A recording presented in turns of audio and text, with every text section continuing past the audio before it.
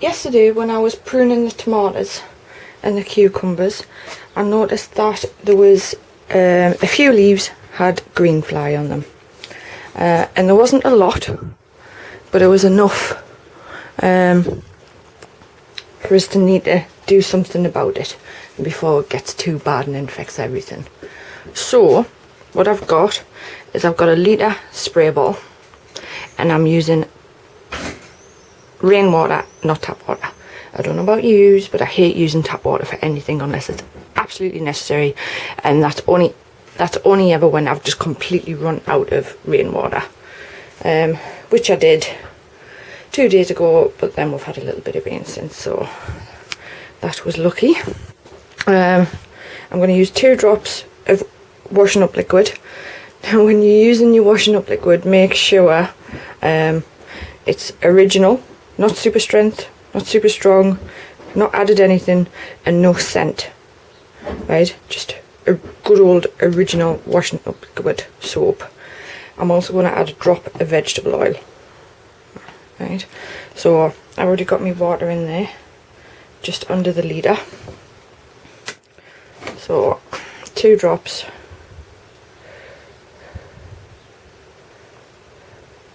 We'll make it 3 in fact, of washing up liquid, and a small amount. This is going to be awkward.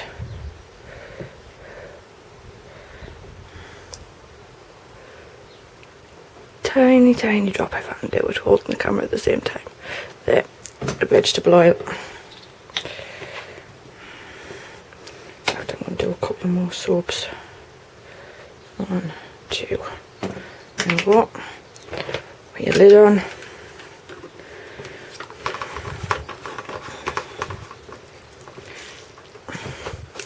Give it a shake.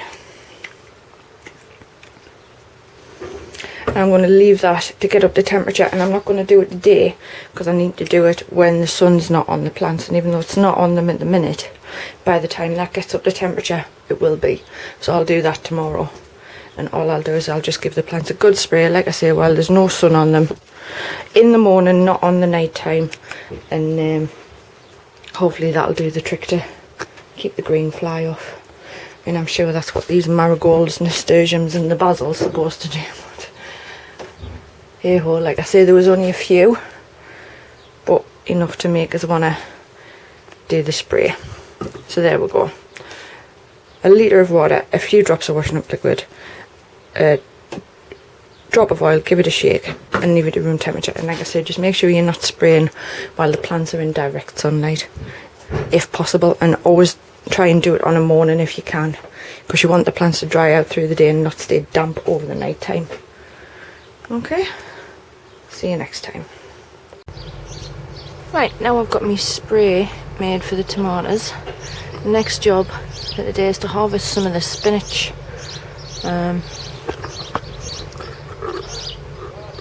I've got some new ones going in trays over here, ready. I've also got some more lettuce going in the trays there to replace these ones in the pot, because they'll be coming out soon. Even though the birds attack them from left, right and centre since they've been covered, they've come back really well and they've actually hardened up, so I might harvest some of them as well. So let's get some of this spinach first.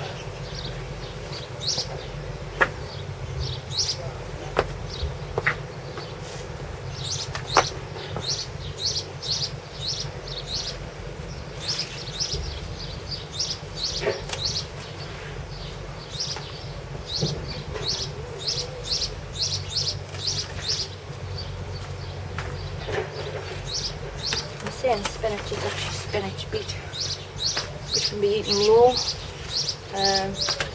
steamed, boiled, stir-fried, anything you like. And I have tried a bit raw, and it's actually quite nice. The stalk is very like celery, the texture, and it was nice in the stir-fry as well. So.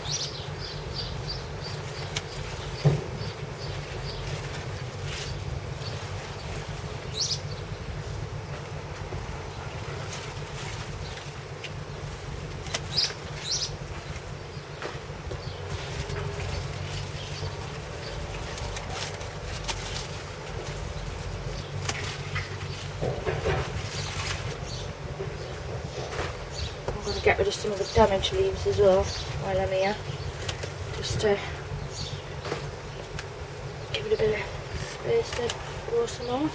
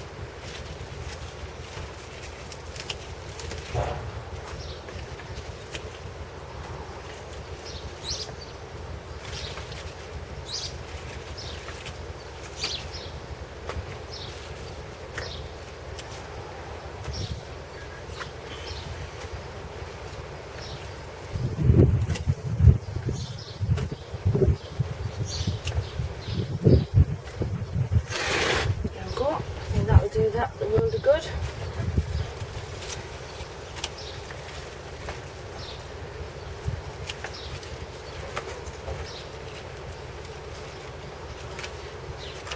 We'll get a few more leaves off them before it's time to plant the new ones.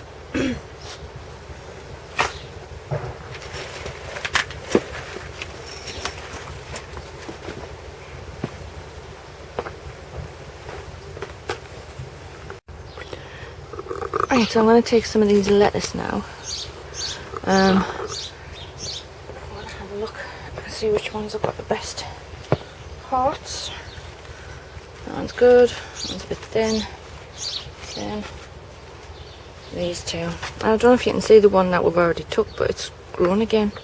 Just from the stem, it's grew new little lettuce from the root. So I'll just do the same again. I'll just cut it off like that. And that's what it's grew from.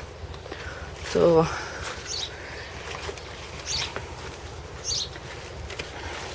that. And I'll just put all these eaten leaves, the outer ones, into the composter. And there's a nice little lettuce, which I didn't think I was going to get because of the birds.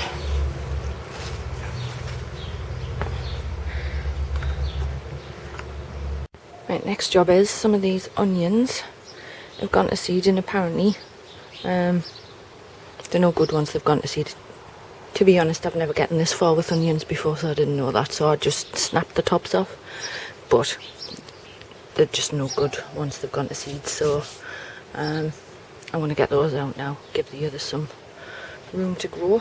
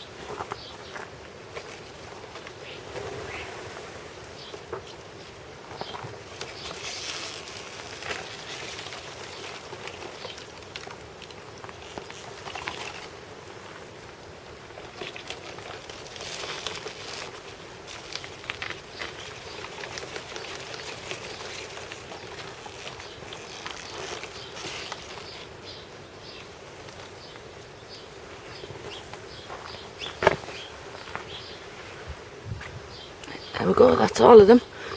Not too many, but still, when you can only grow a few, it's still quite a big loss. But never mind, that's gardening for you. Right, I'm going to harvest some of the Mangetout because they're getting quite big. I'm not going to video it because it could take us a while, but once I've picked what I can off, I'll come back and show you. Right, there we go. I battled my way through the tatties and got some out. That's not a bad little haul for the second time. It was about a little bit less than that I got last time as well, but there's still loads on, there's still loads of flowers as well, but there's going to be that many. I think I'm going to have to do some freezing. So there we go. Right, now I'm back at my cousin's in his greenhouse, and he's just got tomatoes everywhere. Tomatoes everywhere, and these giant ones with massive flowers. Some of the tomatoes now, you see them? They're getting a lovely size.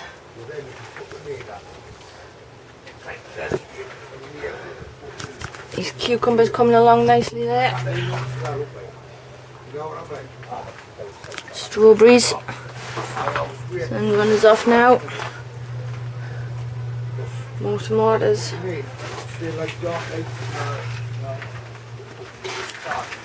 Look at the truss there. Look at that one. Marvellous. Let's have a look outside. Tatties in pots are flowering. But there. All these tatties are flowering, that's in the ground.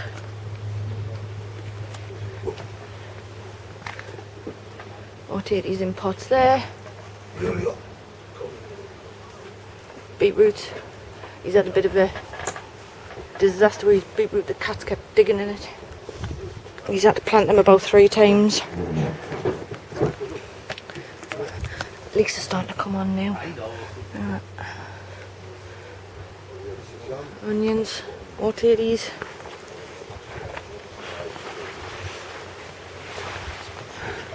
Carrots, cabbage. You could be picking some of that kale. Looks lovely.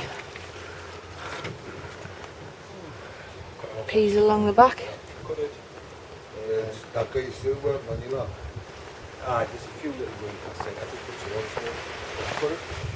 And some more onions. And some more leeks. Looks top.